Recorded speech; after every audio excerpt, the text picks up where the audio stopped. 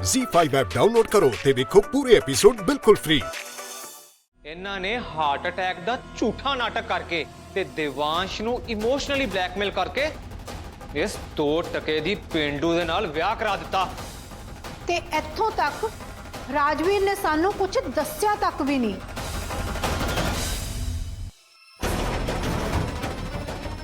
ਜੇ ਤੂੰ ਮੈਨੂੰ ਠੀਕ ਦਿਖਣਾ ਚਾਹੁੰਦਾ ਤਾਂ ਮੇਰੀ ਗੱਲ ਮੰਨ ਲੈ। ਨੈਣਾ ਨਾਲ ਹੀ ਕਰਦੇ इस तरह 7 फेरिया दौरान एक दूजे ਨੂੰ ਦਿੱਤੇ ਗਏ ਵਚਨਾਂ ਨਾਲ ਤੇ ਪੂਰੇ ਵਿਧੀ ਵਿਧਾਨ ਨਾਲ ਵਿਵਾਹ ਸੰਪन्न ਹੋਇਆ। ਪਰ ਮੈਂ ਇਸ ਵਿਆਹ ਨੂੰ ਨਹੀਂ ਮੰਨਦਾ ਤੇ ਨਾ ਹੀ ਇਹਨੂੰ ਆਪਣੀ ਪਤਨੀ ਮੰਨਦਾ। ਤੇ ਇੰਨੀ ਗੱਲ ਪਿੱਛੇ ਤੈਨੂੰ ਘਰ ਛੱਡ ਕੇ ਜਾਣ ਦੀ ਕੋਈ ਲੋੜ ਨਹੀਂ ਹੈ। ਨੈਣ ਲਈ ਆਊਟ ਹਾਊਸ ਦਾ ਦਰਵਾਜ਼ਾ ਖੁਲਵਾ ਦੇ ਤੇ ਇਹਦਾ ਸਾਰਾ ਸਮਾਨ ਉੱਤੇ ਸ਼ਿਫਟ ਕਰਵਾ ਦੇ। ਉਦੋਂ ਤੋਂ ਹੀ ਇਹ ਕੁੜੀ ਸਾਡੇ ਘਰ ਨੌਕਰਾਨੀ ਬਣ ਕੇ ਰਹਿ ਰਹੀ ਹੈ।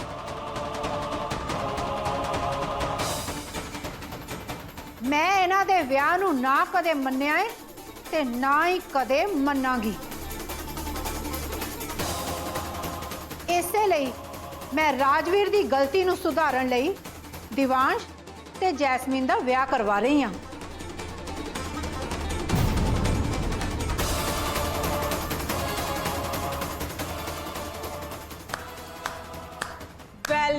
Well Rajveer, do you know मैं बचपन तो आज तक कदे भी तेरे किसी फैसले ते यकीन क्यों नहीं किया, क्योंकि मैनू पता है कि तू एक नंबर दा बेवकूफ है।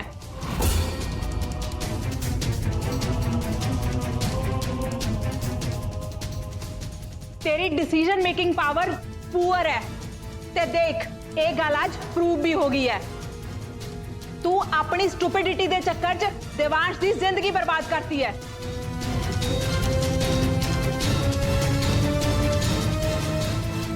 अलका, तेनू राजवीर नू बिना सोचे समझे कुछ भी कहने का कोई हक नहीं है। उन्हें जो भी फैसला लेता वक्त दे हालात नाल लेता। वो घर दा सब तो समझदार आदमी है। उन्हें लखां बार तेरियां गलतियां मेरे को छुपाइयां, मेरे को पर्दे पांदा रहा और मैनू दसे बगैर तेरी खैर खबर भी लेंदा रहा। उन्होंने कुछ भी कहंदे तेनू शर्म आनी चाहिए। यही कारण है कि मैं आज तक कदे भी तुहाडे ते और तुहाडे इस पुत्र ते भरोसा नहीं किया, क्योंकि तुसी दोनों अपने मतलब लई अपने परिवार वालियां दी जिंदगी कदे भी बर्बाद कर सकते हो। जदों तुहाडे तो इस बारे कोई सवाल पूछा जाए ना तो तुसी एक इमोशनल गेम खेल के सब नू बेवकूफ बना दिंदे हो। But you can't make me a fool. मैं ये जान के ही रहूंगी कि राजवीर ने देवांश की जिंदगी नाल एडा वड्डा मजाक क्यों किया।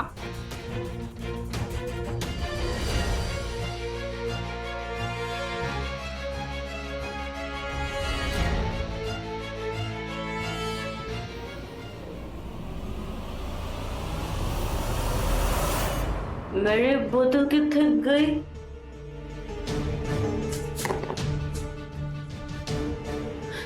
मेरी बोतल किथे?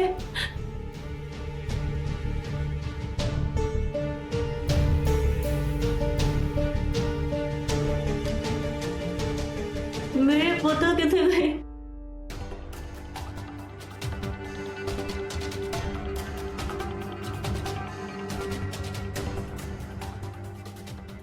इतने भी नहीं है।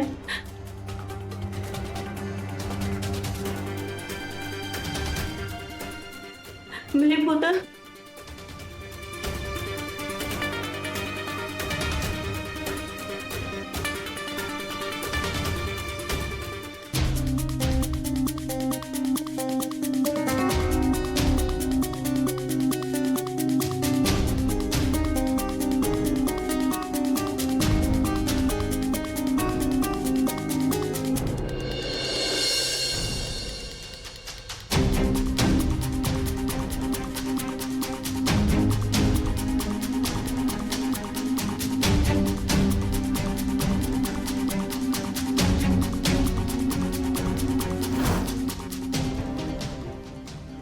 रिंग इथे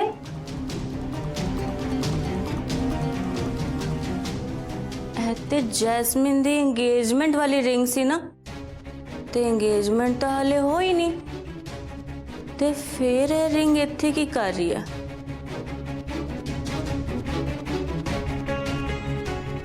ਕੋਈ ਮੈਨੂੰ ਦੱਸੇਗਾ ਕਿ ਦੇਵਾਂਸ਼ ਦੇ ਰੋਕੇ ਤੇ ਇੱਕ ਮੇਡ ਇੱਥੇ ਹੀ ਰਹੇਗੀ? ਮੈਂ ਬਿਲਕੁਲ ਨਹੀਂ ਚਾਹੁੰਦੀ ਕਿ ਇਸ ਟਾਈਮ ਮੈਂ ਇੱਥੇ ਪ੍ਰੈਜ਼ੈਂਟ ਰਹੇ। ਹੁਣ ਤਾਂ ਲੱਗਦਾ ਹੈ ਨੈਣ ਨੂੰ ਇੱਥੋਂ ਭਜਾਉਣ ਦਾ ਕੰਮ ਭੂਆ ਹੀ ਕਰ ਦੇਗੀ। ਇੱਕ ਨੰਬਰ ਦੀ ਬੇਸ਼ਰਮ ਕੁੜੀ ਹੈ ਇਹ। ਜਦੋਂ ਦੇਵਾਂਸ਼ ਇਸ ਮੈਰਿਜ ਨੂੰ ਐਕਸੈਪਟ ਹੀ ਨਹੀਂ ਕਰ ਰਿਹਾ ਤੇ ਨਾ ਹੀ ਉਹਦੇ ਪਰਿਵਾਰ ਨੇ ਕੀਤਾ ਹੈ, ਤਾਂ ਫਿਰ ਇਹ ਸਿੰਦੂਰ ਲਾ ਕੇ ਘੁੰਮਣ ਦਾ ਕੀ ਮਤਲਬ ਹੈ?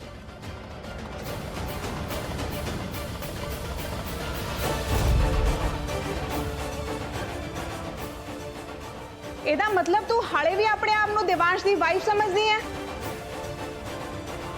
But you are not his wife. ਤੇ ਬੈਟਰ ਹੋਏਗਾ ਤੂੰ ਐਸੇ ਵੇਲੇ ਇੱਥੋਂ ਨਿਕਲ ਜਾਵੇਂ।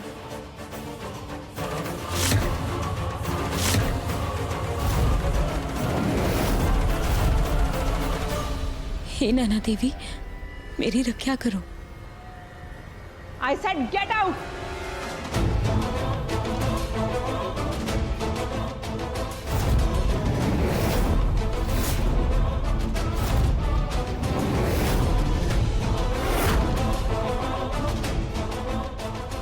ਹੁਣ ਦੱਸ ਨੈਣ, ਹੁਣ ਤੂੰ ਸਭ ਦੇ ਸਾਹਮਣੇ ਆਪਣਾ ਸਿੰਦੂਰ ਮਿਟਾ ਦੇਂਗੀ ਜਾਂ ਇਹ ਮੰਨ ਲੇਂਗੀ ਕਿ ਤੂੰ ਮੈਨੂੰ ਚਾਹੁੰਦੀ ਹੈ?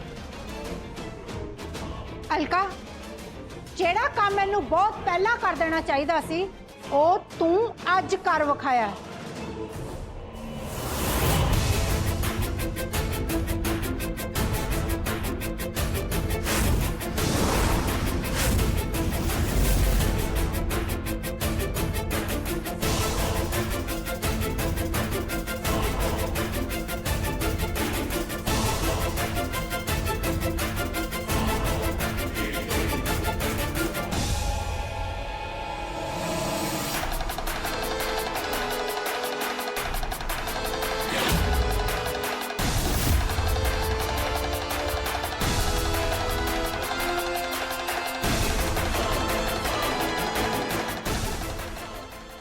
ਬੋਲ ਨੈਣ, ਹੁਣ ਤਾਂ ਕੁਝ ਬੋਲ ਦੇ।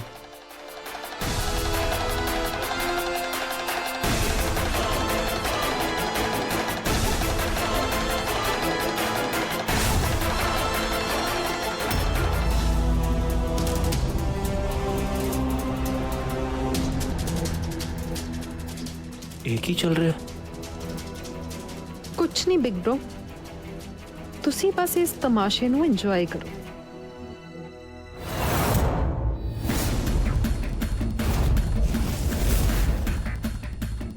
ਚੋਰੀ ਤੋਂ ਸਿੱਧਾ ਕੱਲ ਨयन ਦੇ ਸੰਦੂਰ ਤੇ ਪਹੁੰਚ ਗਈ। ਅੱਜ ਤਾਂ ਇੱਕ ਪੱਥ ਦੋ ਕਾਜ ਵਾਲੀ ਗੱਲ ਹੋ ਗਈ ਹੈ।